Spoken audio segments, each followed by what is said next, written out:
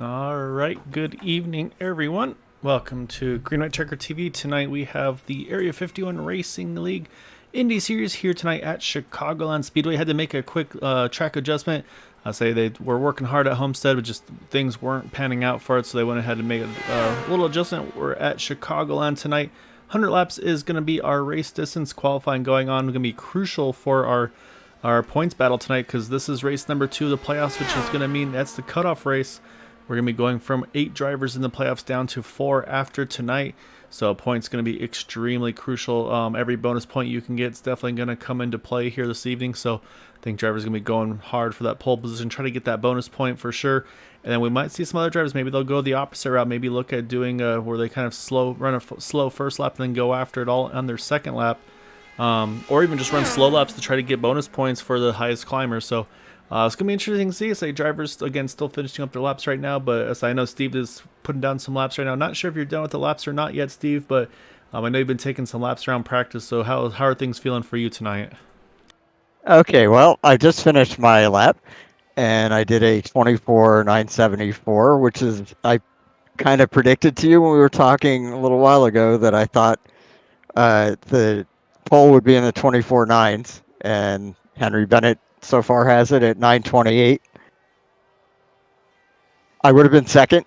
So here's my observation on it. It's flat out all the way around.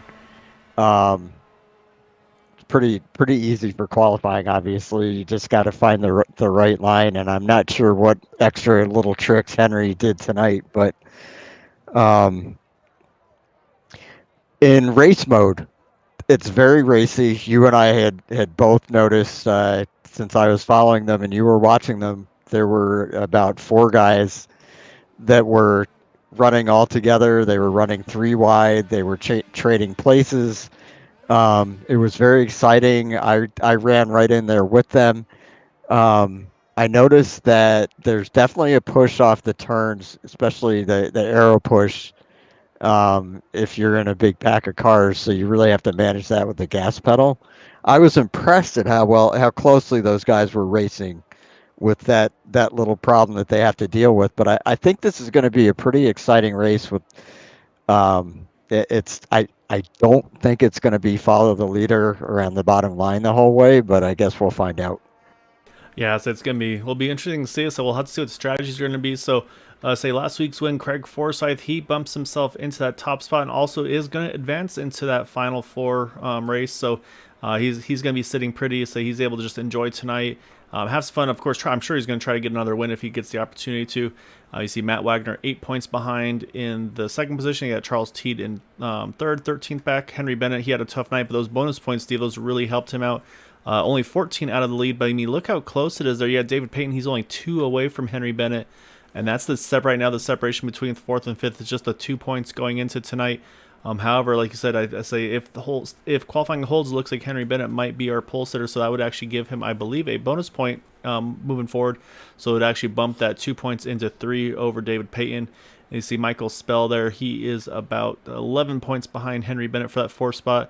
And then, unfortunately, with the tough nights for Chad Wilkes, Eric Schaus, they definitely have a pretty big hill to climb. But I say, if there's anybody who can do it, I wouldn't count either of those 2 out because again, it's winning you get in. So I think that could be a very viable option for them tonight as well. Yeah, definitely. I mean, they've got their work cut out for them, but with the scoring system that we have, especially if they're able to get a win, they definitely could pull themselves right back into it. So with that, we'll pull up our starting grid for tonight. So front row is going to be Henry Bennett, like we mentioned, gets a pole position, gets a bonus point. Next to him going to be Matt Wagner in the 11 car, Charles Teed in 3rd. So there you go. You've got 3 of the playoff drivers right there, 1, 2, 3. Corey Lane 4th, Bud Steele in 5th, and you got David Payton in that 6th position, so he'll be right up there with those guys as well. Alec Coates in 7th, and you got another playoff contender, Chad Wilkes, in the 8th spot. The 9th through 16th, you've got Ivan Pla, Michael Spell there, another playoff in 10th, Craig Forsyth 11th. Then you got Gary Corley, Benjamin Combs, James Ledford, Eric Schaus, I believe our remaining playoff driver in 15th, so he looks like he's going to try to start from the back, maybe look at getting that bonus point possibly for the hard charger for tonight. Then you got Kyle Hess in 16th. And the remainder of the field, you got Jim Brooks, and then a new face to the league here, Joseph DeCiro in the 110. starting in the 18th position.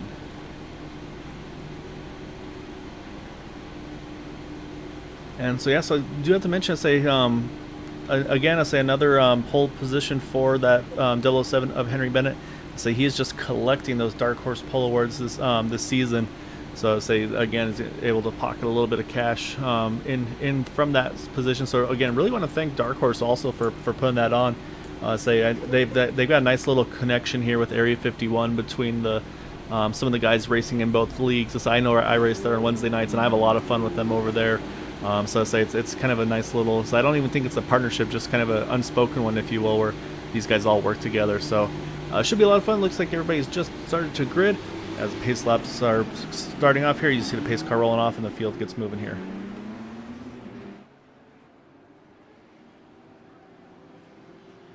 So with Henry Bennett, Matt Wagner, and Charles Seed all starting up at the front, this is a big advantage for the three of them as far as advancing to the next round. David Payton is within shouting distance in 6th place. And the rest of the guys have their work cut out for them. I noticed that Craig Forsyth qualified 11th, and I think with him being automatically in, he's probably going to be pretty conservative tonight and just let these other guys race it out. I'm going to be curious to see what Craig does do here tonight, because part of me thinks, yeah, okay, he'll probably just try to take it easy. Part of me thinks either just kind of go full sends, like you got nothing to lose. Obviously, you don't want to implicate any of the other championship drivers, but so you've got really nothing to lose, and so you can kind of just have fun with this one tonight. So maybe we see him actually do something along the lines of like try to go off strategy or just try some sort of a gamble that maybe some of the other guys don't feel comfortable doing, to see if maybe that'll pull him into the victory lane here tonight and get that second win of the season with 2 in a row. So we'll have to wait and see. Got 100 laps to find out as the pace car pulls in. It's going to be Henry Bennett, Matt Wagner leading the front row as the green flag is out, and we are underway here at Chicagoland.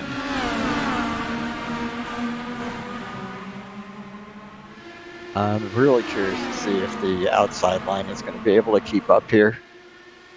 I think this will be a thing where I think the inside line is going to definitely be the preferred line to start.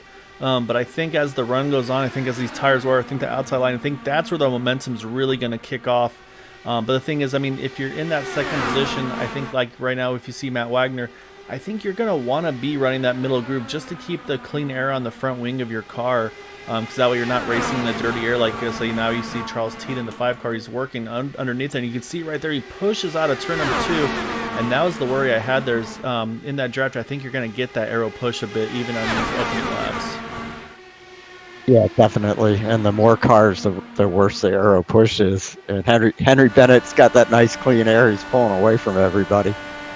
Yeah, so Henry's enjoying life right now. I say he's gotten some nice clean air in front of him. Oh, you see Matt Wagner with a big reaction there. I say I think he saw a little bit of potential contact, kind of jumped to the top there. But say one driver we talked about who's right in the cusp of trying to get into that top 4, David Payton. He's already worked himself up into that 3rd position, so David wasting no time from that 6th starting spot trying to move himself forward and put himself in contention for this one tonight.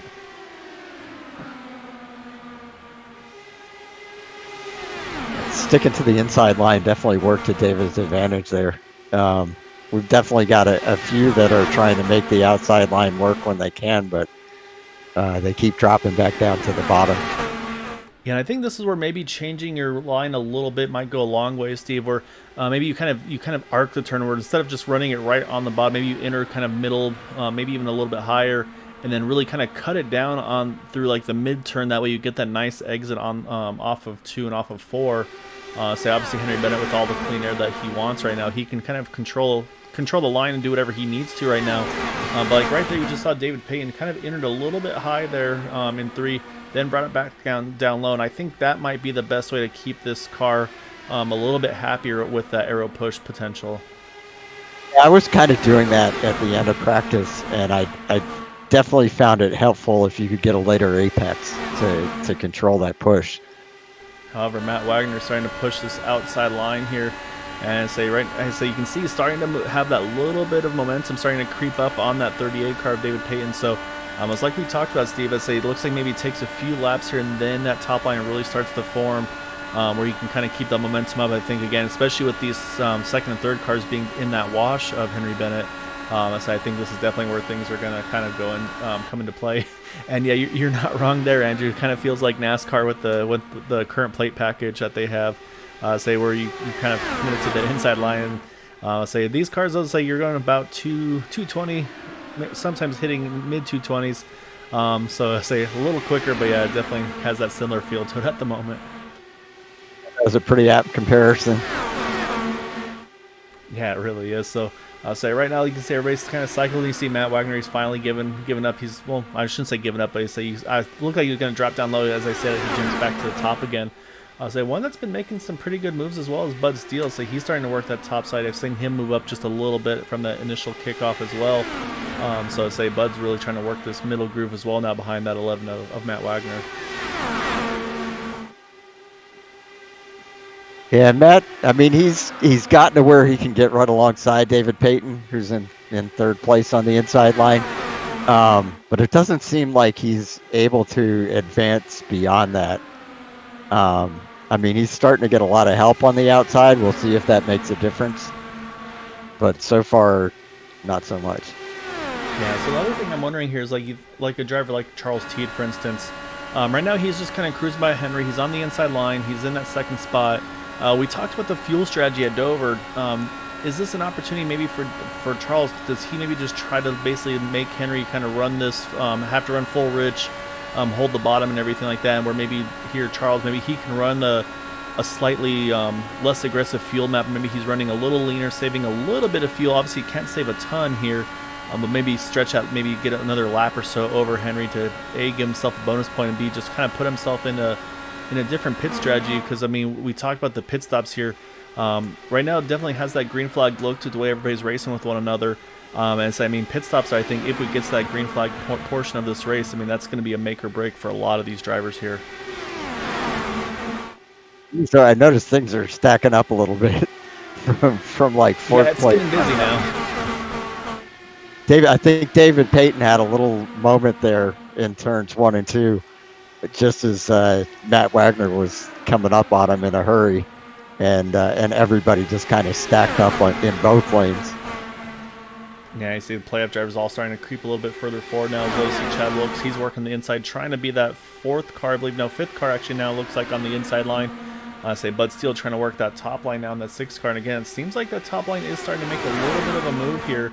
You see, just I think that momentum on exit is starting to really work for them.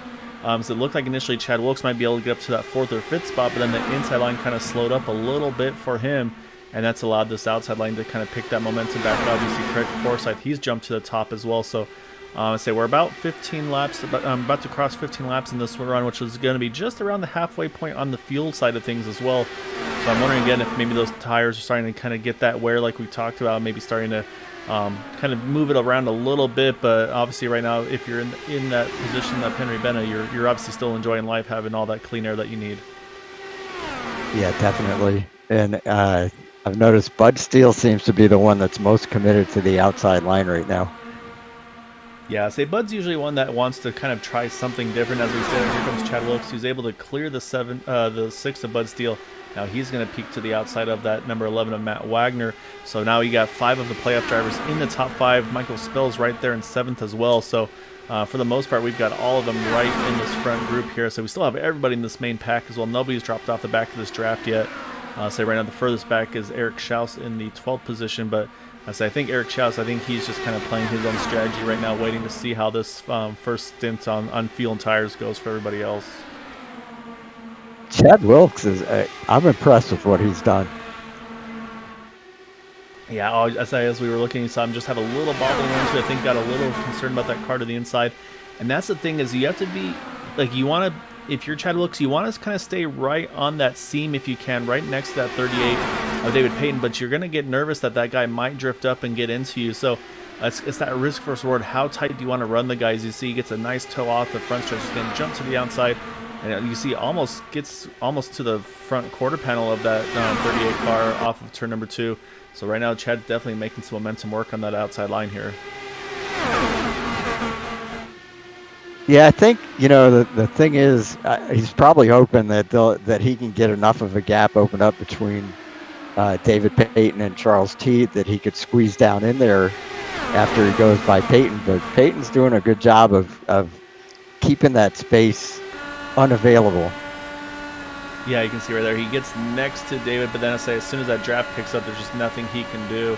And so I say he kind of falls back into that fourth position. But and the one thing that he has done, though, Steve, is even with, I say, kind of being pinned right now next to that 38 cars, he's jumped from 8th to 4th here in this opening stint. So, I mean, he's done a good job of moving forward, getting some track position. And you can see, I mean, it's pretty much becoming a 2x2 run up here at the front of the field. Like you said, right now Chad's kind of stuck behind that 5. Actually, he cleared David Payne there. You saw him get to the inside there. So Chad's actually really making this line work right now, Steve. Yeah, he got that gap that he needed. So now he's going to try to work over our second place driver of Charles Teed. So move Chad Wilkes up into that second spot. Again, say probably about another 10-15 laps, I'd say, before our pit window going to start opening. Everybody's going to be on slightly different strategies just based on how aggressive they're running on their fuel maps, if they're able to save in the draft. So that's going to be really interesting to, as well. Actually, as I said, we got one up against the wall. It's going to be Corey Lane. He's just riding the wall. Gets off the wall, though, Steve, so he's going to be able to get rolling again. That is going to bring out the caution, though. So I'll say that going to throw that first green flag pit stop out the window here, which is probably not a bad thing for some of these guys. Unfortunately for Corey Lane, that car definitely looks like it's got some pretty heavy suspension damage, so I think he's going to have to burn that fast repair this first time around. And we're now at the point where these guys will be able to make it on 2 stops after this. Yes, and it was going to be tight to be a 2-stop race, I think, before all this kicked off.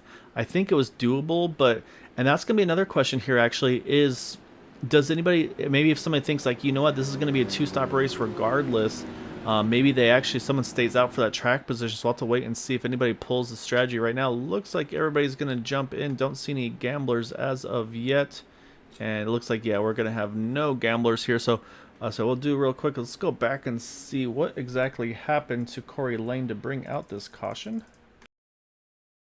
So we saw the tail end of it where he was kind of wall riding it there, which is never a good thing to be doing with these cars. So you see he's on the outside line, that second groove here, and he just enters a little too high, and then as soon as he does, the wall just picks that car up, Steve. And then from there, he's just along for the ride. So that being said, though, he's got that Area 51 sponsorship on the side pod section of that car. So getting some pretty good TV time with that hit there. So they kind of put it in the perfect spot while that car's running sideways. So so hats off to the designer there. So not the way you want to show a sponsor off, but it definitely worked out for him there. I've done what he just did, and it's where the softball begins. Sometimes it kind of fools you. Yeah, we've seen we've seen it a few times in NASCAR as well. I think Martin Truex Jr. I remember him years and years ago, probably when he was with DEI still, or maybe Michael Waltrip. He did some skateboard riding on the wall like that. So yeah, it'll be interesting. I don't think we're gonna see anybody top off here, Steve. We did have a couple actually long pit stops. One of those being Bud Steele in the 6 car. And then also James Ledford in the 48 car. And judging by the length of time there, that's most likely a front wing replacement. So maybe a little bit of contact between a couple drivers there early on, or possibly maybe contact between the wall and another car, or the car and the wall or something like that, because that's usually, if you don't use a fast repair, that's usually where you'll see those long pit stops is from a front wing replacement.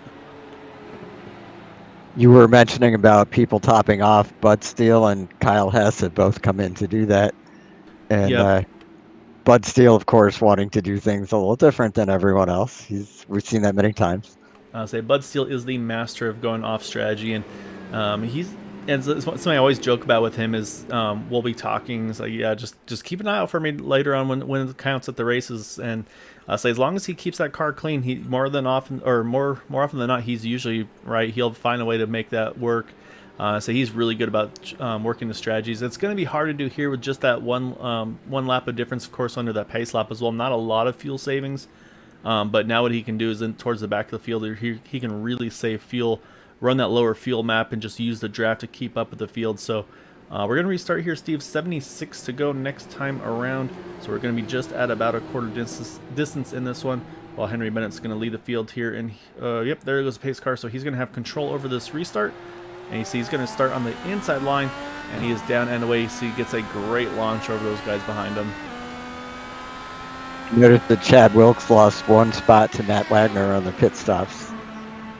Yeah, I think that's just the pit stall preference there. Matt Wagner qualifying second, having that second pit stall. Not as good as the first pit stall, obviously, but enough to still get him up there. So I'll say now what Henry Bennett's going to have to be careful about, though, Steve, is depending on where this run comes from Charles Seed, you know he's going to get there. The question is, does he time this right where he might get a chance to get that huge run on the exit of a turn, maybe get to the outside of that number 007 here? Something just happened to Matt Wagner. I don't know what it was. Go back and take, oh yeah, Matt dropped a whole bunch of spots here.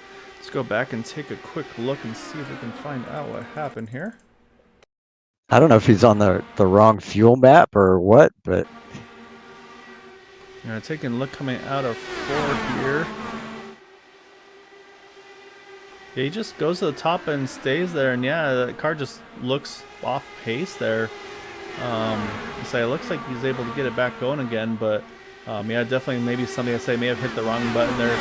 I know before I've sometimes pressed the tear off button thinking it was a tear off button to actually be my pit limiter. So I've seen that before. I've done that before. I'm not sure what happened to Matt there, but yeah, I'd say that cost him a handful of spots. That drops him now back to the 9th position in that number 11 car. So those are things. I mean, it's early. He can recover from that, but he's gonna have to make sure that that doesn't happen again, because again, these points are really tight for those top 5 or so drivers.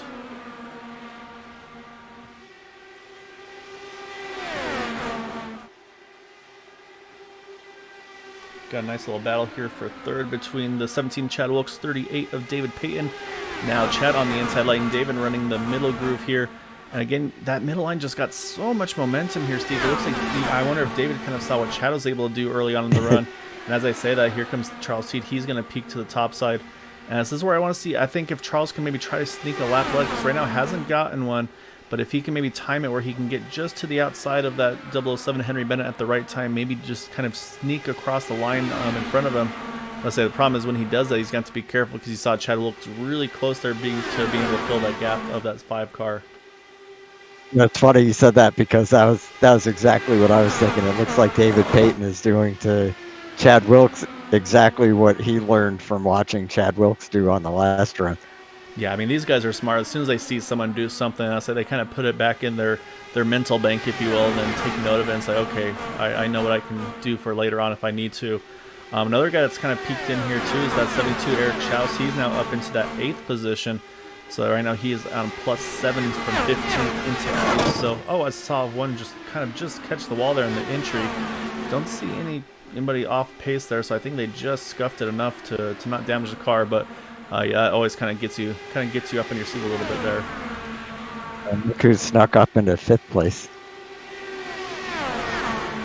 Yeah, that would be our last week's winner, the 27 of Craig Forsyth. And actually, right, Craig from 11th to 5th in that number 27 car. So we've got a couple big climbers. Michael Spell as well, 10th to 6th. So, and we mentioned Chad Wilkes, 8th to 3rd. So definitely some guys that have worked their way forward here, and saying it's been, other than that first caution, say not a lot of positions changed there. So we definitely had some pretty big movers here throughout this portion of the race.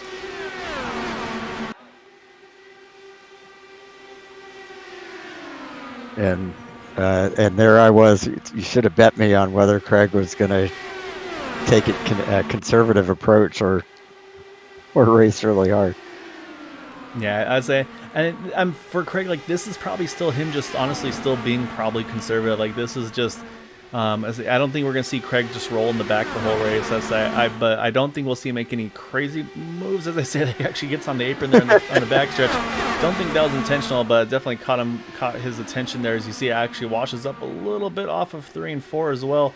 That's gonna allow Ivan Pla to get around him. That's gonna move Ivan out into the top 5. So. Yeah, so we've seen a couple weird little hiccups now. Something going on with that 27 car, though, too. You're right, though, Steve. I'll say first had that weird little thing on the backstretch, but then now it seems like that car just, something isn't quite going right for him, as we've seen a few more cars get around him. So hopefully he's able to get whatever it is squared away and get back on pace. But it's definitely shuffled the running order up a little bit here. So you saw the 88 Michael Spell's gotten back by him as well, and he's kind of put a decent gap on him, too. It's almost like he had a suspension problem, or he was listening to the broadcast and and decided to change his strategy to throw us off. Yeah, I'll say that, or I mean, he saw Matt Wagner have his little things like, all right, fine, you want to do that, I'll do it too. So whatever it was, though, yes, it looks like he's got it correct, and now you see he's got Gary Corley right on the back wing of that 27 car as well. So right now, say everybody's still kind of singled back out a little bit towards the front. David Payton been kind of peeking there, but actually the guy making the top side moves again here is going to be now the 75 of Ivan Pla. He's gotten around the 38 of David Payton. And as soon as I said, you see Chad Wilkes, he kind of peeked up top, trying to slow the momentum down, I think, of Ivan there. Because say he doesn't want to lose any track position here, as let's say, because again he's going to need to get every position he can. As I feel like some of these guys, like I think Chad, I think Eric Schaus, I think they might need to be in a win to get in situation.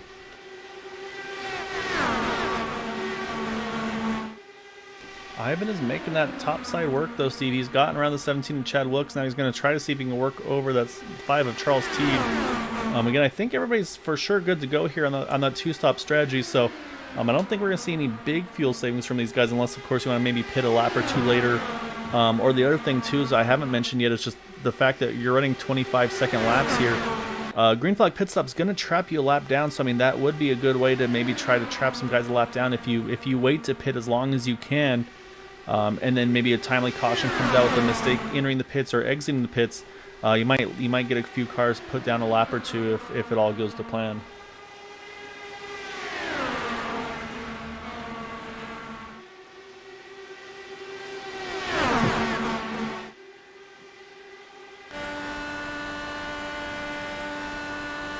Whoa, is that David Payton that just snuck in there to fourth place? Yeah, I think that was David Payton that just squeezed in there in front of Chad Wilkes. Yeah, so David Payton now up into fourth. And I was saying, and that's the thing for David too. He can't sit and ride either because he knows he had a 2-point disadvantage to Henry Bennett entering tonight. Turned into a 3-point disadvantage once Henry won the pole position. And then right now with the lap lead and at the moment looking like he's going to lead the most laps, that's going to turn that into 5 bonus points. So, I mean, if you think about that, I mean, if you're David Payton, you're thinking, all right, at this rate, I'm going to need to gain 4, if not 5 points. And because, of course, David wants to get a lap lead as well in that 38 car. So, yeah, it's a tough position to be in here. It's like because Henry, of course, getting that pole position right now, he's just been able to control the pace here. So I think for a lot of these guys, I think you have to kind of aim for that pit stop to be the deciding factor in this one. But again, though, Ivan Pla, he is still trying to work that top side. Like I said, he's made his way all the way up into that 3rd position here. So, I mean, he's had a really good run working this middle top group here. But it looks like once you get to that 3rd position, it gets a little tougher to get around that 5 of Charles Teed here. Well, let's see. David Payton, I mean, it's not just Henry Bennett that he's racing. He's 2 points behind Henry Bennett in the current point standings. He's, let's see, 3 points behind Charles Teed.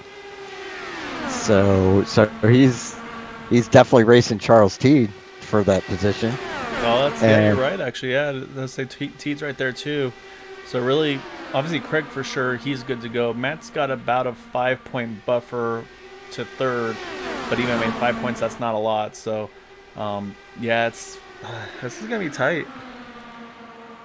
Definitely. I mean, you know, with Henry Bennett doing what he's doing right now, if I'm David Payton, the 2 people I'm racing are Charles Teed, who's 3rd in points, and Matt Wagner, who's 8 points ahead of him in 2nd. Yeah, and right now Matt Wagner currently sitting in the 9th position. So, I mean, if you look between those two, that's right now about a 4-point difference with where they're sitting currently. So, yeah, it'll be interesting to see. One thing I did notice, too, is Eric Schaus. We mentioned how he had worked his way up. He's actually dropped back again here. So I think Eric might be pulling a little bit of strategy in that 72 car once again. I say he's usually, if there's one that pulls some strategy calls, it's usually that 72 car. So I'll definitely be keeping an eye on him throughout the race here as well. And so you mentioned David Payton. I said that top group starting to lose a little bit of momentum now. He's actually kind of fallen back now to behind Chad Wilkes. Craig Forsyth kind of working him over as well with Michael Spell right there. So again, playoff wise right now, you've got the 7 of the top 8, there we go, are playoff drivers with the exception of that 75 of Ivan Pla in 3rd here.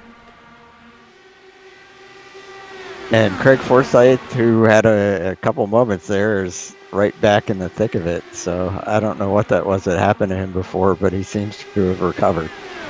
Yeah, I mean, it could have been just a little bit of hiccup with a computer, or just I say because again, a lot of technology you got to kind of play with here, so it's always an opportunity for things to not go the way you want to, either on the connection side, maybe the wheel, the pedals. Like there's always so many things, or a user error like I like to do, and maybe push the pit limiter button instead of the windshield tear off or visor tear off button. So that could always come into play here. As now you see Ivan Pla, he's going to try to work this top side again here through 1 and 2.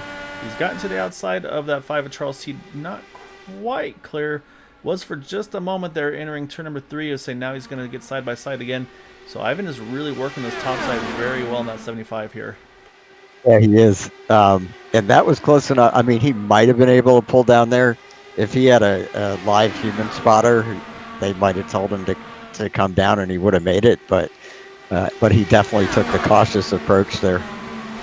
Yeah, I think he knows, again, this is playoff hunts for a lot of these guys. So, I mean, you want to obviously do the best you can, but you don't want to also risk the championship contender. So it's a really tough balance because you're in this. I mean, you want to do the best you can, and then for these guys too. I mean, you're racing the 7 other drivers that are in the playoffs, but then you still have the race right now. We've got 18 total drivers in here, so you've got about 10 other guys that you have to contend with this week as well. So that's where the playoffs in racing becomes so tricky here. And I don't know what happened to Matt Wagner. He must have had another moment or something. I'm showing him in 16th right now. I'll go back and look, and yeah, and so actually the issue for Matt is he's all the way in the back of this draft group. Not sure, you might be right. So I wonder if something may have happened. Maybe caught the wall or caught a little bit of contact with another car. I do see Bud Steele in the pits in the 6 machine. Not sure if that's him going off strategy or if it's related or not. So that is going to put him down at least 1 lap here. But yeah, I think that 11 car, Matt Wagner, I think he is hurting Steve's. I just don't think he has pace right now. Although I'm looking at his top speed here, he runs about 224, 225 on the top end. So I'm going to compare that to Henry Bennett, who's leading right here. And he is in about 221 there, entering turn number 3 without the draft, obviously. So yeah, so I'm not sure if Matt's going with some strategy calls here, or if that car might be a little bit wounded, unfortunately. Well, it seems like he's a little bit too far back to be saving fuel with, drafting help. So I have to think that there's something wrong with that car, and he's just really hanging on until green flag pit stops, because I think we're just about at that point. Yeah, we're definitely just about there. I say we're on lap number 32 of this run. Again, I think it was in the low to mid 30 lap range, so I'd say right now Henry Bennett starting at lap 33. I say if anybody's going to be the first to pit, I feel like it's going to be Henry Bennett. Again, him leading this whole way. I don't think he's been able to save any fuel in that 007 car, so we'll keep a close eye on him here as he comes into turn number 3. And we'll see if anybody kind of moves to the top to avoid him if he starts to duck into the pits, which nope, not yet.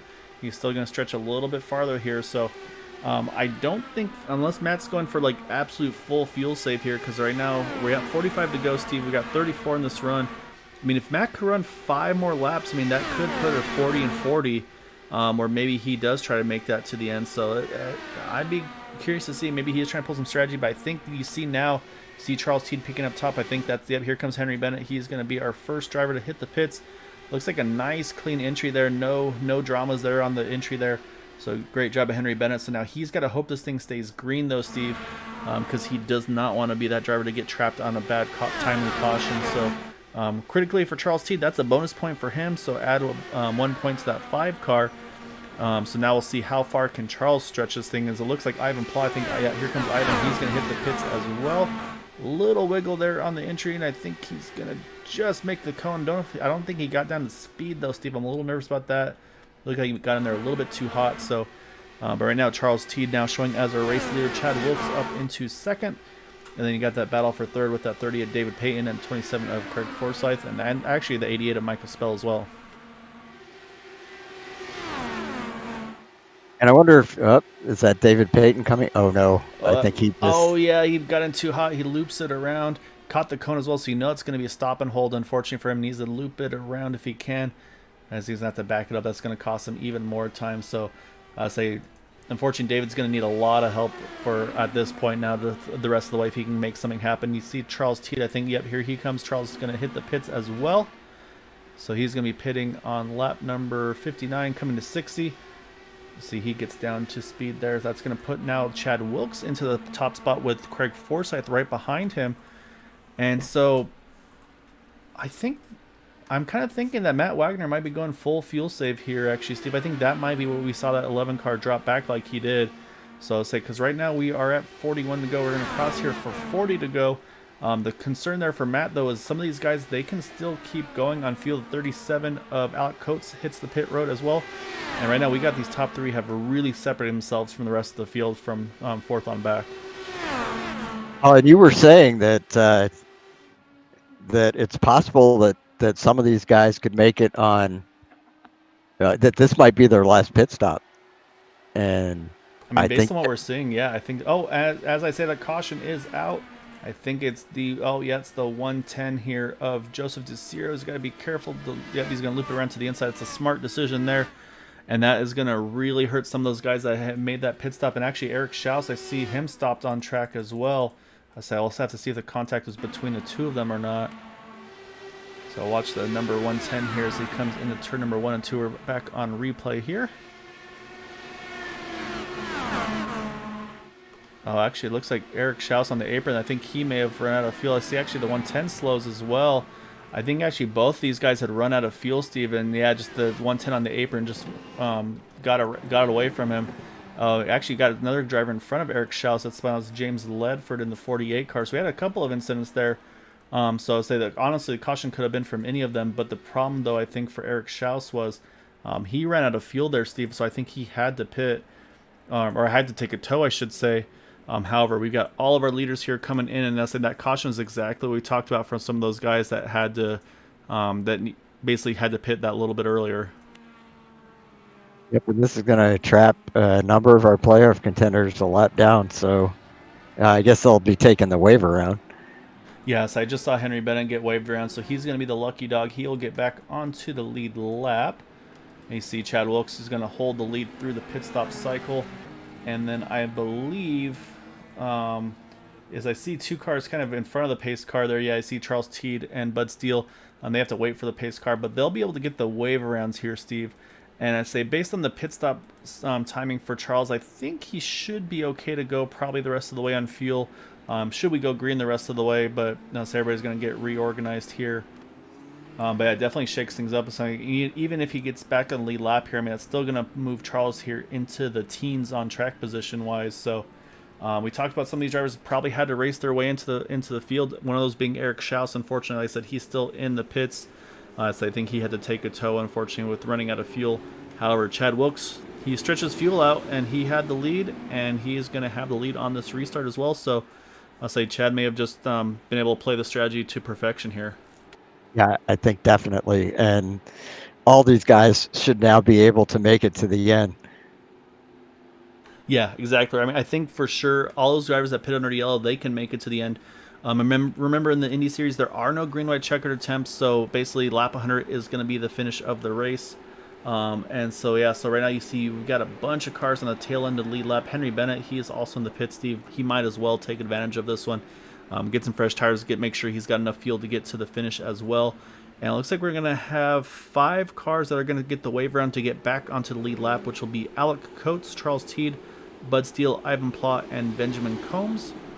Those drivers are all going to be going back onto the lead lap once we get the one to go waved. Gary Corley right now showing as 1 lap down, the only driver 1 lap down.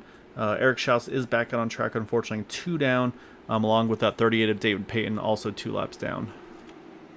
You know, that's a good point, Kyle. The guys that took the wave around last pitted under green, and those guys are not going to have enough fuel to make it. So that puts contender Charles Teed in a heap of trouble right now.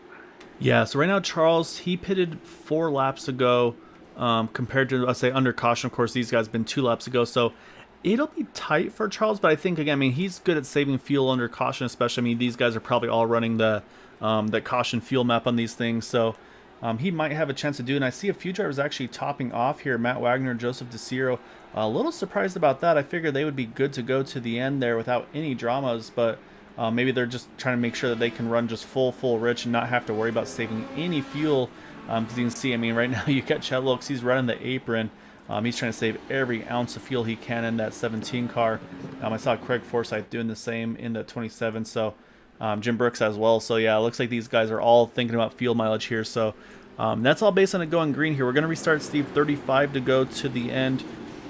If we get another caution, I think then you throw the fuel savings out of the window. Everybody's going to go full rich to the end, but I think Matt Wagner, he didn't want to put that to chance. He just decided, you know what, I'm going to top off and I'm going to go full aggressive here. Yeah, and especially knowing Matt and his issues with saving fuel, this is a good idea. Yeah, I mean it's definitely worth the attempt here. I mean we saw it work at Dover. Some of those drivers that topped off, they were able to be a little more aggressive at the end. So very different track here at Kansas compared to Dover, but the fuel. I mean, if you have to save fuel, it's going to be a whole different story. So pace car is going to duck off though. That's going to hand it over to Chad Wilkes. And saying Chad again, he's got the decision when he wants to go, and he is down and away, and gets a pretty nice little restart there over Craig Forsyth as we get back going here. 35 to go. If Chad hangs on and wins this thing, it's very possible that he can sneak up into the top 4. Well, no, I mean, if he wins, he's in. So I'll say. Oh, that's right. Never mind that. I mean, even if he finishes second, though, you're right, though, Steve. I mean, even if he grabs a second place finish, I mean, he could still point his way into this thing with some of the difficulties. Like, I mean, David Payton, he's unfortunately, he like I said, he's 2 down. He was in that 5th spot, so he's way out of it here. But I mean, yeah, I think right now, if you're Chad, I mean, you're going for the win here. I think you don't do anything but that. I think he's gonna have to hug that white line all the way around the rest of this way, make these guys get around him the hard way, I should say, on the top side. So right now, say you've got Chad Wilkes on the inside line. You see Craig Forsyth right on the rear wing of that car. And then you got Jim Brooks there holding in that 3rd spot. Then here comes on the top side, trying to see, I think it's Kyle Hess. He's trying to make some moves here on the top, trying to get some position back here. And if I'm Chad, I probably feel pretty good having Craig Forsyth behind me because Craig's got his way. He's probably not going to challenge me. Yeah, no, it's a good point. I mean, yeah, say if you get someone behind you, Craig Forsyth's not a bad one to have. However, the problem for Chad right now is you see on the top side, here goes Kyle Hess. He's going to take the momentum all the way around on the top side here, and he's going to clear that 17 car. You can see, I think Chad might be trying to save a little bit of fuel. You can see how stacked up Craig and Jim were behind him, and he's actually going to drop a couple spots. He's Eric Schaus. Actually, again, Eric is 2 down. I think Eric right here, he's just trying to get one of those 2 laps back the old-fashioned way. And it looks like he's going to do so. And say with all this going on, this has actually now put Henry Bennett, Kyle Hess fighting for the lead here as they go into turn number 1. Yeah, I wonder if Chad's like backed off on his fuel mapping just to try and save fuel. Yeah, I mean, I think, yeah, these guys must have been really on an aggressive fuel save mode because with everything that's gone on and saying, well, actually right now, I mean, really, in my mind, you've actually kind of put Henry Bennett back in the catbird seat here, Steve, because he's now leading this pack. He's got some draft behind Eric Schaus. Again, Eric Schaus, he's just going full send here. He's going to try to see if he can get a lucky caution. He's right now, again, he's just 1 lap down, so I mean, he would be potentially right back into the mix on this thing, depending on how things fall. And I mean, right now, as you see right there, it looked like the 86 just caught the wall there off of turn number 4. But I mean, if he gets a caution, he's going to be back to the 1 lap down, possibly even on the lead lap because right now there's only one other car lap down, Corey Lane. So if Corey gets caught up in the incident, that would actually make Eric the lucky dog. So this is a great strategy by Eric. I mean, he's doing everything he can right now to put himself back into this championship hunt. Yep, definitely. Oh, Kyle Hess, there it is. That's what we were just talking about, Steve. You saw the 86, he hits the wall, got a handful of cars collected. Looks like Bud Steele, and actually, yeah, I see I think I saw Corey Lane in there as well, Steve. So, I don't know if that's commentator's curse or if that's kind of commentator's prediction or what, but Corey Lane actually does get caught up in that, along with the 6 of Bud Steele. And we saw him catch the wall earlier, and unfortunately, it happened again. And unfortunately, Corey Lane just in the wrong spot at the wrong time. You see, there's 86 catches the wall off of 4. And then tries to hang on to it, but it comes right across the nose, catches that the Corey Lane machine. You see Craig Forsyth, Jim Brooks maybe get a little bit of damage. We'll have to see if they are able to get by it or not. Then unfortunately for Bud Steele, nowhere he could go. But amazingly, I think with all of that just happened, Steve, I think it's only going to be those 3 cars involved somehow. And so and everybody's catching up to the pace car here. A couple cars I do want to check, though, after this is all said and done. is going to be those those two I mentioned. Jim Brooks' car looks clean. Well, actually, trying to look at that left rear wing, or right rear wing, I should say, of the 76 car. Can't tell if it's got damage to it or not. And then, of course, the right front of Craig Forsyth. Both those cars look all right. I feel like Jim's wing might be bent up on that right side. I can't tell for sure, though. So these got these really tiny Speedway wings, so it's really hard to tell. But, I mean, Eric Schaus, Steve, he's going to go from 2 down to the tail end of 1 down to back on the lead lap here. You gotta watch Charles Teed. If you can get the in-car from Charles Teed and watch this wreck happen ahead of him and how he gets through it, it's just astounding. All right, let's go pull it up here. And I said, actually, Charles did pit there, so we'll have to see where he's going to restart here. All right, so we're going to pull up our view from Charles Teed.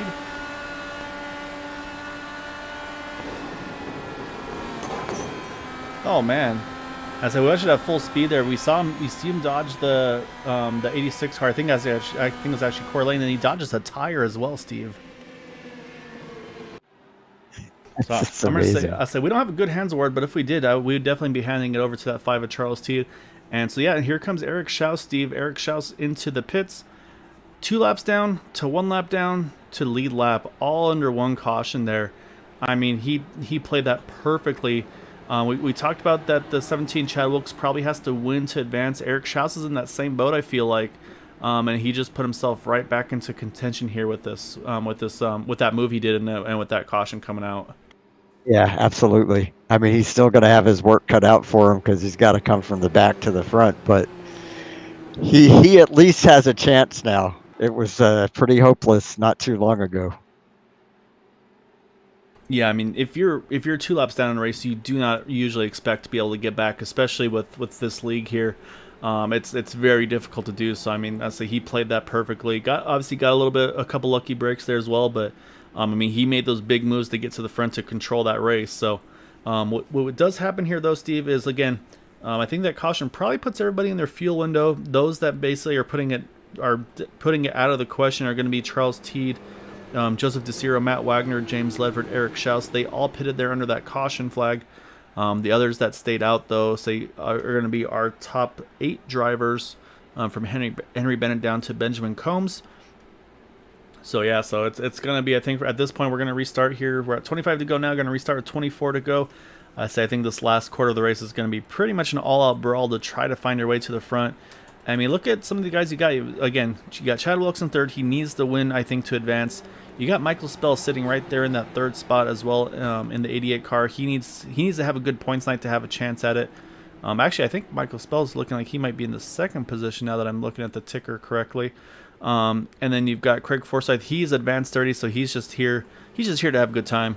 And then again, Charles Teed, he just pitted. He's got fuel to make sure to go to the end. Matt Wagner as well. And then Eric Schaus as well. So we've got 7 of the 8 guys still in contention. Unfortunately, David Payne's still trapped 2 down, so he's going to need some breaks to have a chance at this one as well.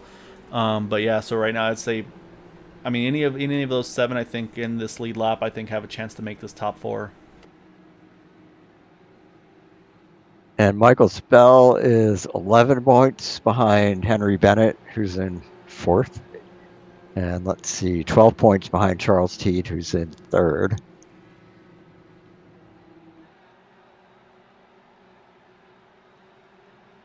Yeah, it's going to be tight, so we're going to get the restart here. Henry Bennett on the inside line. He is going to drop a gear, and he is down and away. You see a little movement there in the back. Looks like everybody's going to get through okay, though. So we are back under green here. 24 to go here at Chicagoland.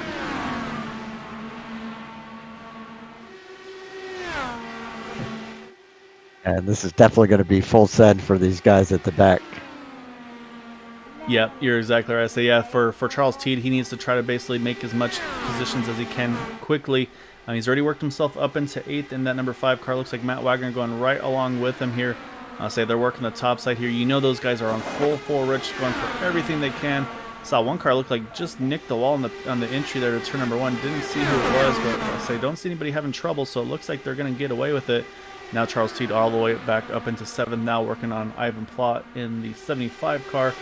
I'll say, well, up front, Henry Bennett holding the inside line here, going to protect for all he is worth. But eventually Michael Spell's going to have to make a move. And as soon as I say that he peeks to the top side, we'll see if Michael to make something happen here on this top groove. And Matt Wagner just went to the inside of Charles Teed and took that spot. So that was a pretty smart move right there. Although now he's opened the door and Charles Teed is taking it right back. Yeah, so they got to make sure they don't fight too hard. Because again, they're in a pretty good points position, so they don't want to get too busy fighting one another. So I think right now where they're standing now, they're up into 7th and 8th, so it's not a bad position to be in. So right now though, say Michael Spell still trying to find a way to get in. See right there, Chad Wilkes got big arrow tight there in that 17 car. And now Craig Forsyth, he's worked his way to the top side. He's going to see, again, as I say that, you see Michael Spell washes up a little bit, almost to the side of the 27 car. Craig had to react to that. It drops him a little bit. Now you got Jim Brooks and Chad Wilkes there fighting for the 4th position here.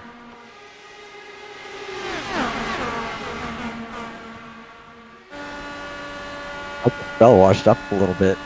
Yeah, I'm noticing the same thing. Yeah, Michael's really starting to wash up a bit on these turns. To say now he's able to get a good run, get to the outside of Henry Bennett here. But again, though, we've seen it's been really tough to have a chance at that 007 car. One driver that is starting to say he's trying to work his way up there. You see Jim Brooks. He's actually made some pretty good charge as well. But now again, he's going to have to figure out where he needs to go in relation to Michael Spell, which you see he goes just about a half a groove higher here. So I think right now everybody's going to be fighting to be that kind of that first car to run that middle groove here, which right now is that 88 of Michael Spell. And Ivan Pla's right back into it. Got Charles Teed going on his outside. Matt Wagner still on the inside behind Ivan. Yeah, and right now, I mean, if I'm Charles, if I'm Matt, honestly, I kind of want to run the inside here. I feel like, Steve. I feel like if there's going to be contact with anybody, it's going to be to the outside, and I don't feel comfortable doing that, being on that outside line, being at risk of getting taken out. So I'll say right now you see Craig's been able to move up into that 2nd position. Now he's running that middle groove. Jim's still trying to get that 3rd line to go, just doesn't have enough momentum to make it work here. But I say if at some point Craig maybe tucks into that inside groove, that might be where Jim's able to squeeze himself into this mix as well. I say right behind him, Charles Teed is starting to make a nice little charge here, though. He's right in the top 5 battle here with Chad Wilkes.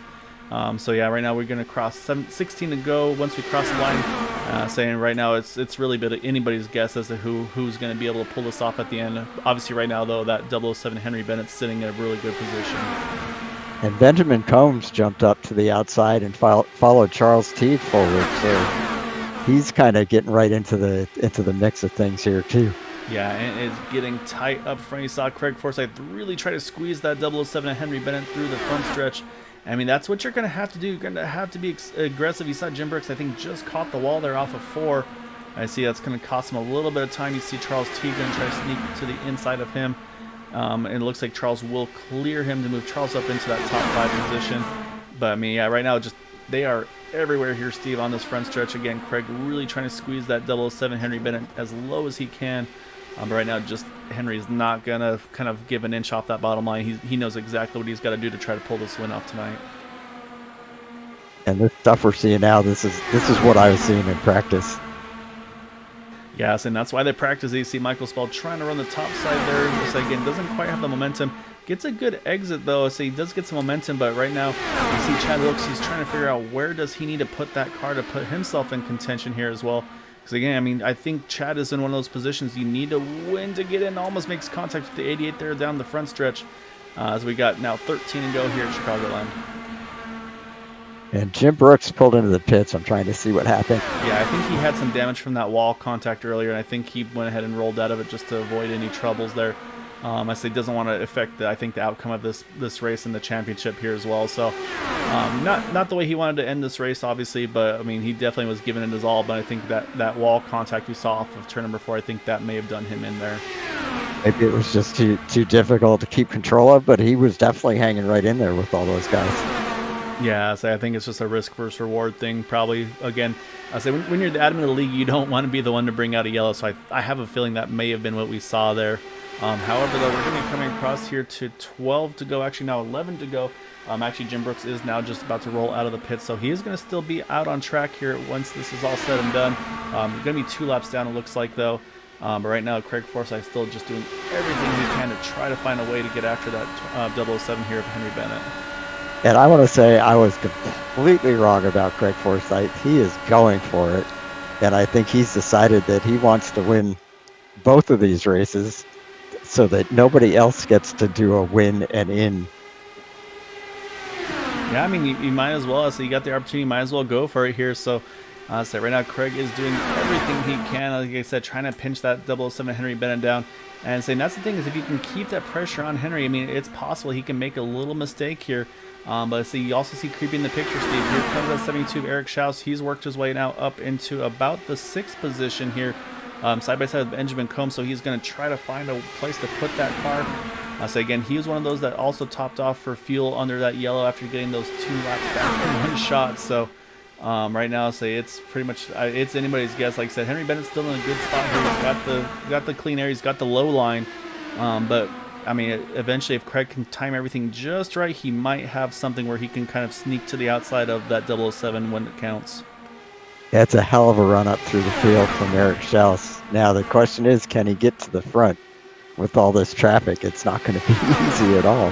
No, yeah, he's going to be in a tough position here. So we got 8 to go.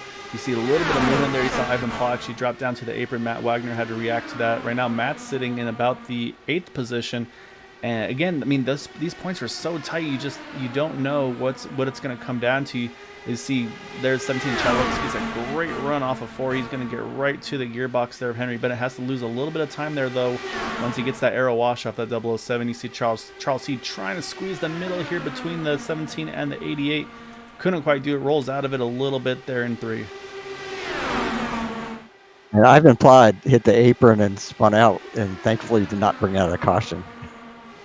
Yeah, it's gonna be great for these guys that are still gonna try to battle this one out. I saw Eric Schaus get underneath the 5 of Charles T. Charles T now back to the inside of Eric Schaus. And again, I think these guys are just all jockeying for positions. We're 3 wide there for the lead. Michael Spell on the outside, Craig Forsyth middle, and then you got Henry Bennett on the inside line. And saying again, Chad Wilkes just trying to find somewhere to squeeze that 17 car here as we got 5 to go.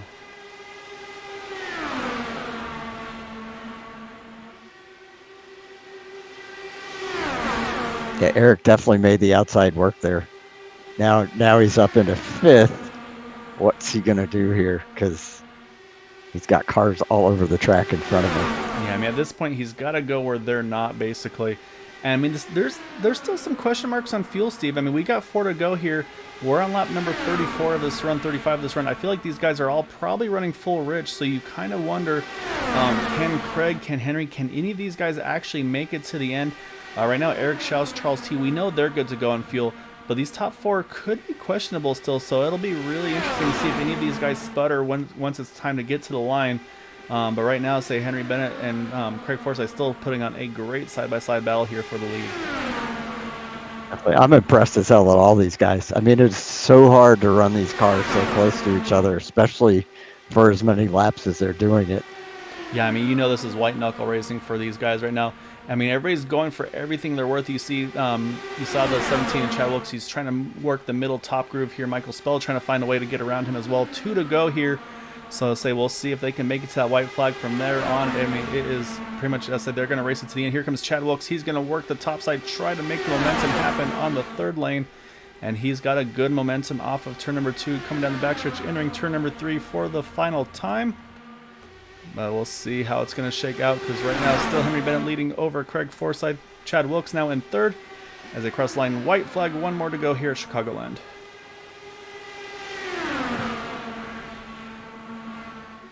It's intense. It's extremely intense. Right now, Henry Bennett still doing everything he needs to do. You see Chad Wilkes again tries to peek up top. Again, we talked about fuel. Do any of these guys, are they going to potentially sputter at the wrong time? Right now, looks like Henry's got just enough fuel to make it to the end out of turn number 4. Looks like Henry Bennett's going to grab the win over Craig Forsyth. Chad Wilkes 3rd. You got Michael Spell 4th. It looks like Charles Teed in 5th. You got Eric Schaus, Matt Wagner, Alec Coates. I mean, you had the top 7 drivers here, Steve, within half a second there at the end. However this shakes out, I got to tip my hat to all those guys. I mean, the quality of that racing there at the end, between all those playoff drivers, the amount of respect they showed to each other, it's fantastic. No, that was amazing racing. I mean, just like you said, hats off to everybody.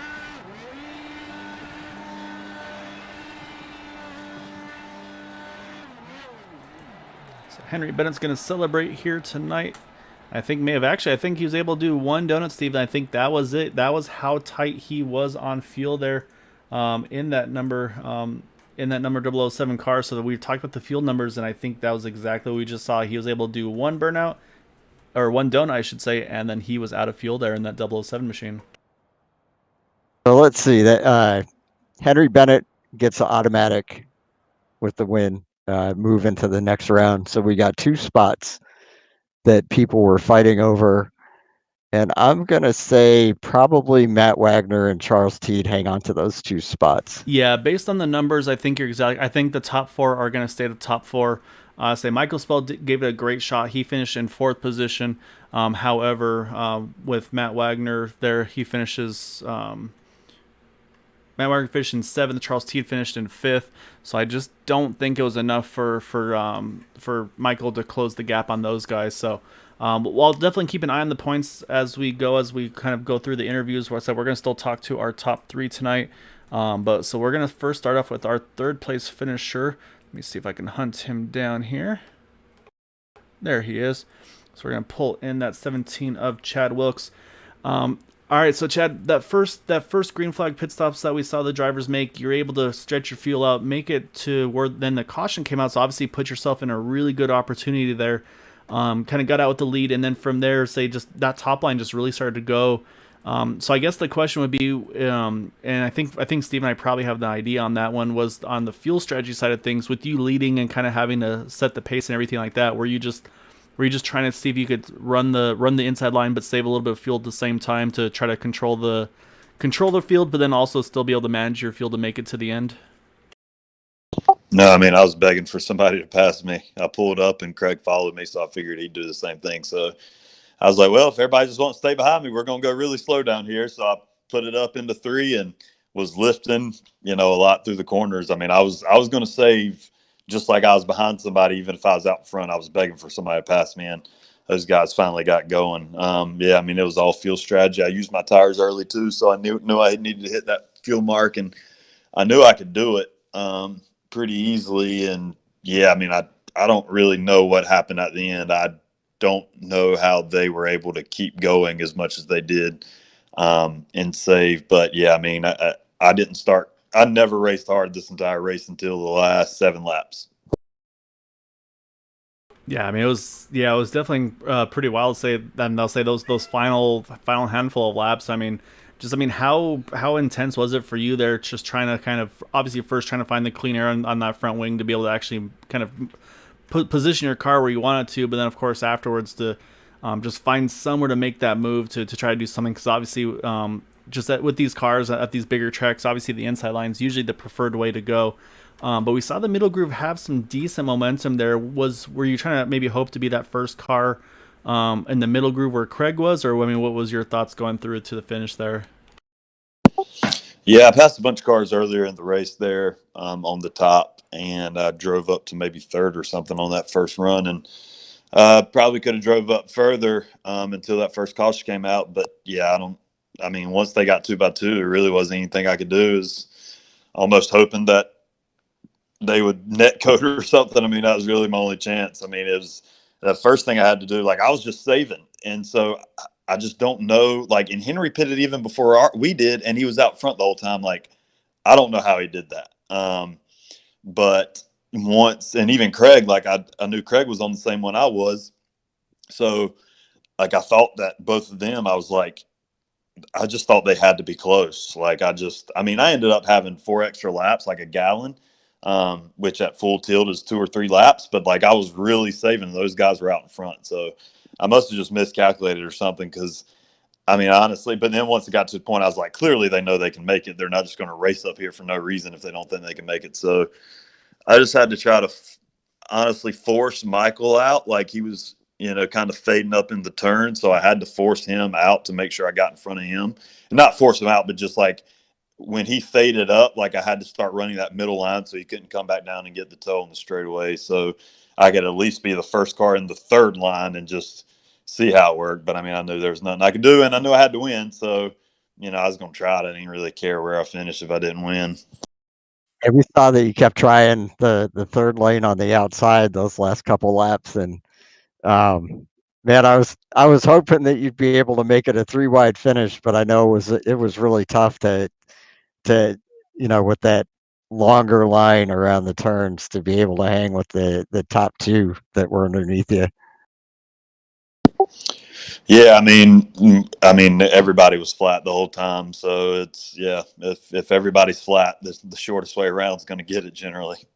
You did, by the way, you mentioned that first run. You did a hell of a job coming up through the field. We were watching how you were manipulating that outside line and ducking down just at the right time on the inside line to get more momentum so that you could move back to the outside and pass the next guy. And I was impressed as hell. Yeah, it was fun. I wish I could have been the first car on the outside. It was kind of difficult that first run. It started getting loose. I had to started making a bunch of in-car adjustments and stuff to try to figure it out. Like it would like snap a little bit, like it just get a wiggle there in the center on that middle line. But once I kind of got a handle on it, it kind of helped my car turn some at the end of that run. So, yeah, I mean, it was fun getting to do that. Yeah, I wish I could have figured something out. I had to win and just tried to do something. It got to a point. So that's how Indy cars are. These tracks, like it's not like a cup car where you can push somebody in front. Like, once everybody's flat, if you get boxed in, there's just nothing you can do because you can't bump anybody ahead. Like, you just can't do anything, and that's just kind of how these tracks tend to be. The key is to be the first guy, one of the first two guys, and I didn't think I had the fuel to do it as early as they did. So that's just kind of how it worked out. Yeah, that was kind of unfortunate because there you were sitting in first, man. All you had to do was stay there, and you didn't have the fuel to do it, unfortunately. Yeah, I mean it was. I'd say it was a great run though by you, Chad, all the way around there. I'd say like Steve said, I'd say watching work your way through using that middle groove to get up to about that third or so spot before the pit stop cycled through as well. I mean that was just an awesome job by you to work as hard as you did to get up there. So put yourself in contention, and like you said, I mean, you never know if these cars, let's say, maybe get that little bit of a net code or something like that to open up some opportunities. And saying it wasn't a bad potential there at the end, because I mean, you guys were all just kind of, I think we said the top 7 were within like half a second there at the finish. So you guys were all pretty much inches away from each other at points during the race. So obviously not the way you want the season to turn out. To finish up here, say with that, obviously going for that top 4 in the points, like I said, probably had to win to get in after Dover, unfortunately. But still, I mean, a hell of a job though tonight, and so I definitely want to give you the floor though. Any thanks and shouts you'd like to give for that run tonight? Yeah, thanks to all the drivers. Thanks to the league and to y'all for doing the broadcast. I enjoy it. I decided what I'm going to do next week, because if I run, I'm going to go try to win, but I don't know if I want to get in anybody's way. So we'll see. But this might be it for me. But it's thanks to everybody for putting it on. It's fun. Now, I hope to see you next week. I'll say you always definitely put on a show. And so, like I said, it's always fun to try to go out with the win, end the season on a high note. So, if not, though, like I said, I mean, you've been doing an awesome job all season long, making the playoffs in all 3 series. I think the only driver to do so. So, hats off to you there as well. And yes, I look forward to catching you again here again soon. Yep, I second what Kyle said. Hope to see you next week. Thank y'all. Appreciate it. All right, now we're gonna go to their 27 car, Steve, of Craig Forsyth. We figured he was just going to ride in the back, just cruise, and no pressure. He was already going on to the finale next week, and yeah, he decided he didn't want to do any of that. He was going to go after it there at the end, Steve, and saying he was in that position that we talked about that you want to be in. If you're not leading, you want to be in that middle groove right behind the leader and try to see if you can find a way to get that momentum off the exits of the turn to try to maybe get your nose head right at the line. Anything that you could have done differently there, you feel like, Craig, to try to see if you could sneak around Henry at the very end? No, I don't think so. He had that bottom line covered perfectly, and ideally I would have been able to fall back a bit to like get a draft run, but everyone was so tight that I couldn't back out it for even a second, or I would have been passed. So as wild as it was here tonight, I'm sure the win last week at Dover felt good to not have to basically be able to run this one, especially those closing laps without any stress, knowing whatever happens, you're moving on there. I mean, just How was it for you going through those last handful of laps there with everybody like 2-3 wide, and like you said, just everybody right on top of one another at the end? It was good. I mean, I think Chad and I both had the same strategy of fuel saving for that final stop. I think we had the right strategy. We were we really wanted it to stay green, I'm sure, because we were going to be able to go flat out all the way to the end. But I mean, the caution still worked out for us. And I think when we first went green there, Chad started fuel saving right away, which caused me to start second guessing my calculations on fuel, because I thought we had enough to be able to be racy to the end. And I think we went about 10 laps of fuel saving before it was go time. Too many people had caught up to us. So unfortunately, Henry got around us before we got going. And I knew once he got around us that he was going to be nigh impossible to pass again. But it was tight. I mean, going 3 wide there, and I think Spell for a ways was trying to do the third line, and then eventually Chad got back up there, and just it's a hard track to get around someone who's hugging the bottom. Yeah, but you were hanging in there unbelievably well. I mean, there were times where it looked like you were neck and neck with Henry and really had a chance of being able to pull it off. So it's just an amazing job riding the outside. Well, I was getting the odd like time where I was able to get enough of a run to get ahead of him. It was just it was never across the start finish line. I don't think I was ahead of him for a single lap. I doubt I led a lap the whole race. Yeah, it was definitely a tough one. Overall, like I said, say Henry's tough to pass at in general, we'll say, but yeah, say at a track like this makes it just almost like that much more difficult. However, obviously with that win, you were already ready to roll into the finale. So, say next week you got Texas. It'll be the final 4. It looks like it's going to be you, Henry, Charles Teed, Matt Wagner are going to be the final 4 for that one. So, what are your thoughts going into that final race of the season? It's the final race. It's going to be elbows out. Let's go for the win. It's going to be a fast track. It should be really interesting. It should be fun. I'm looking forward to it. It's we always put on a good race there. All right, well, enjoy this one. I'll say it was a great run for you tonight, Craig. Like I said, we thought maybe you just cruise around and just kind of stay out of trouble and see where your chips fell, but you definitely went after it. It was a lot of fun to watch you put it out there and try to get that win again tonight. But yeah, look forward to seeing you in the championship for next week at Texas. Yep. Thanks, guys. Great. I love to race. I can't sit back. That's not my not how I drive. You guys stay safe. If you too. All right, Steve, that's going to leave us with our race winner in that 007 of Henry Bennett.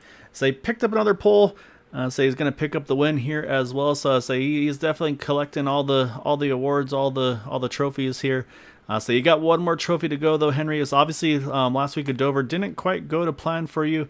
Put yourself in a little bit of a tough spot, but then those wins you had throughout the season really put you in a still a really opportunity spot to kind of make the most of those to help you kind of not lose as many points as you could have, of course. So, but I mean, obviously start from the pole, control the race, and then we saw you kind of hustled to get back to the front there when some guys were trying to fuel save there before that caution came out, before the stretch to the end. I mean, take us through your race, and of course the kind of the strategy calls there that you had to make at the end.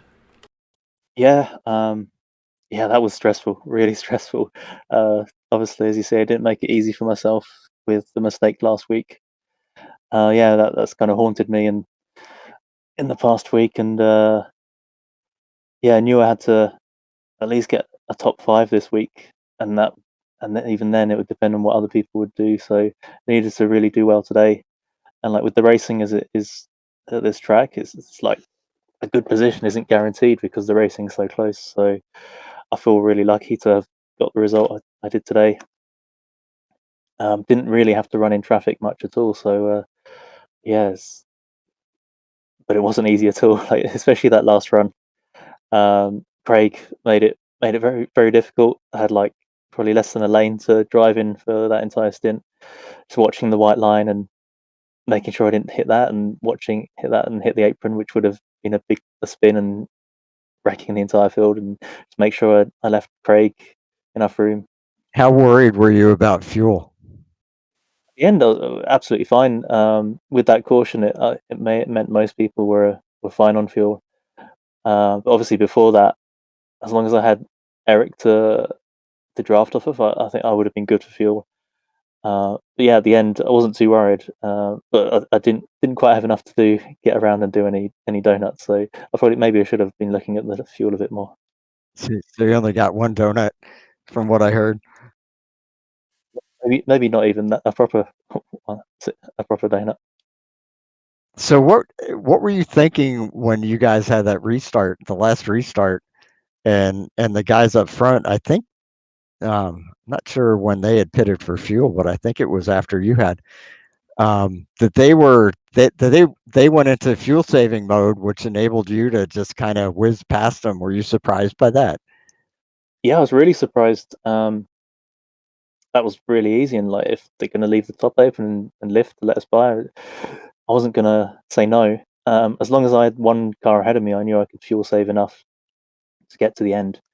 But yeah, I think they obviously pitted under green a few laps before the caution, and then didn't want to lose track position by pitting under caution. And I was really lucky to get the wave around to get the lap back on that caution, and then was able to pit and fill up with fuel. So I was in a good position to save fuel and make it to the end. But yeah, that was a surprise that they let me by. I mean, I wasn't surprised by them letting Eric by, being a lap down. He's the perfect guy to tow everyone around and let everyone save fuel. But once they let me by, it's like, yeah, they're probably not what I would have expected. Yeah. Oh, sorry. Go ahead, Steve. No, go ahead, Kyle. I was just saying, and like you said, that you mentioned the lucky dog too. I think what that could have done for you as well is, like I said, it allowed you to pit that lap later than a lot of those guys that had pitted under green as well, or not under green, but under that first the first when the pits had opened. So I mean, obviously these guys, everybody's really good about saving fuel and things of that nature, especially under the yellow when you can put it on the caution fuel map. But did you feel like maybe having that one extra lap, even with it being under yellow, maybe helped you a little bit as well on the fuel side of things, knowing you might have, like, let's say maybe a tenth or two more than the other guys? Yeah, I think it definitely helps. Every little bit you have just means a bit less you have to save under green flag. I mean, especially at the end, if you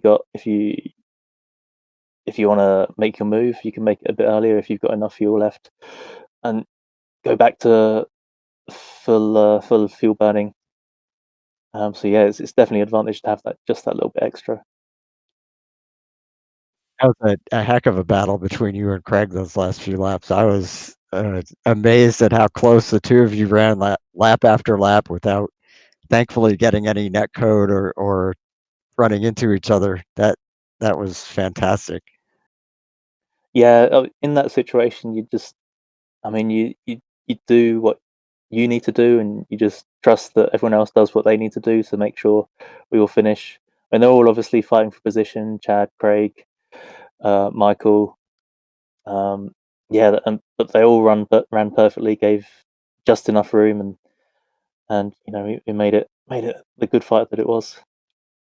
Yeah, definitely. I mean, we were impressed as hell at all of you guys and how you race each other. So just an amazing job tonight, and congrats, not just on the win, but making the playoffs.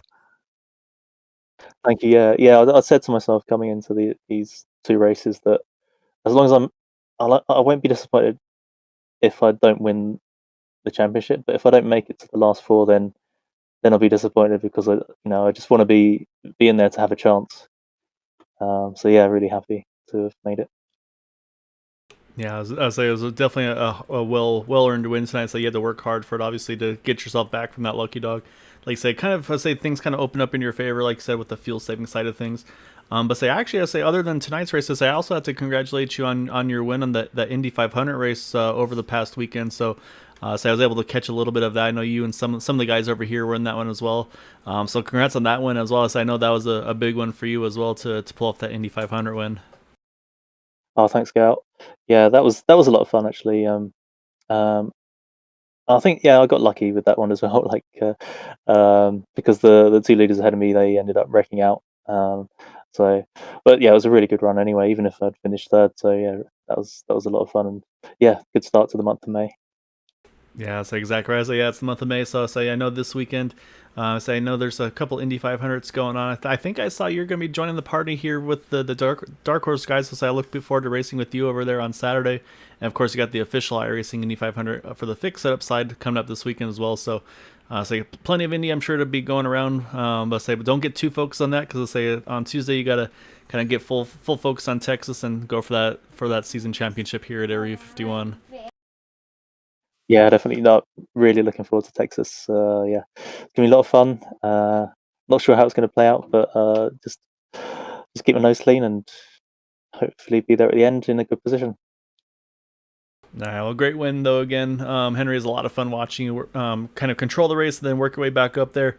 So then you, like Steve mentioned, you and Craig, that was an awesome battle between you two. Like you said, you had to be inch perfect all the way through there for those remaining laps. I mean, that's obviously something very difficult to do with these cars. I mean, like you said, just touch the apron and it's going to be pretty much game over. So just well done. I'll say hard fought, and I'll say enjoy this one, and I'll say we'll catch you again next week going after that Final Four. Thanks, Carl. Thanks, Steve. Yeah, looking forward to it. Great. Congrats. All right, Steve, that is our race winner in that 007 of Henry Bennett. And I want to pull up we're going to go back to that finish lap here. There they are. I mean, you can just see how close these three are to one another across the line there. I mean, so you got maybe about a half a car over Craig Forsyth, and you see Chad Wilkes right there in that picture as well. So, and like I said, Steve, I mean, just hats off to all the drivers there tonight. I mean, that's to run as tight as they were with these cars that just so aero sensitive. I mean, to do that for that final restart, I mean, just hats off to those. That was an awesome battle. Yep, definitely, and to respect each other enough not to stick your car in a spot that's going to put everybody else at risk of having the big one. The way these guys race each other week in and week out is really impressive. Yeah, exactly right, Steve. It was a lot of fun. Well, I feel like I say this every season, but somehow next week's going to be season 7 finale. I don't know where the 12 weeks went already. So I know plans are already being worked on for season 8 schedule. So definitely keep an eye out for that. And for those that are looking for maybe a Tuesday Indy series to race at, or for those that are watching that maybe know somebody, point them over here. I mean, the website's area51iracing.com. So they got a Discord channel with everything that with all the info and everything like that. I mean, and you see, I mean, it's a good group of guys here. A lot of hard but clean racing. Very competitive league. Saying the nice part is, of course, with that one fast pair, should anything happen, so you still have another opportunity to go back after it tonight, after in those races as well. So again, congrats to our top 3. Congrats to all of our drivers, and of course, our top 4 playoff contenders going to be again Henry Bennett winning tonight. Last week's winner Craig Forsyth. And then Charles Teed and Matt Wagner are going to be our final 4 drivers to say they were able to get good results in those 2 races to put himself in contention as well. So honestly, I couldn't pick between. I feel like those have been probably 4 of the best drivers consistently all season long. So I wouldn't even honestly have a really good guess as to who would be the one to come out on top at the end, because all 4 of those guys can be very evenly matched. Yeah, I agree with you on that, Gael. It's going to be a heck of a battle between those 4. So yeah, so definitely stay tuned for that. Thursday, we're going to have race number 2 of the playoffs on the Cup side of things. And of course, Sunday we'll have race number 2 on the Super Speedway Cup side of things. We'll say the same thing for those guys. We'll be shrinking that field of 8 down to the final 4. So hopefully we can catch you all for that one. Hope you guys enjoyed it tonight. Appreciate everybody that was able to watch and chime in. And then yeah, we'll catch you guys on Thursday. And Steve, as always, it's definitely a pleasure. I always enjoy broadcasting these races with you. I say if I can't race them, it's fun to do this as well. And although I've said it time and time again, these guys make me want to get back out on track with these guys, but then there'd be nobody to broadcast it, I guess.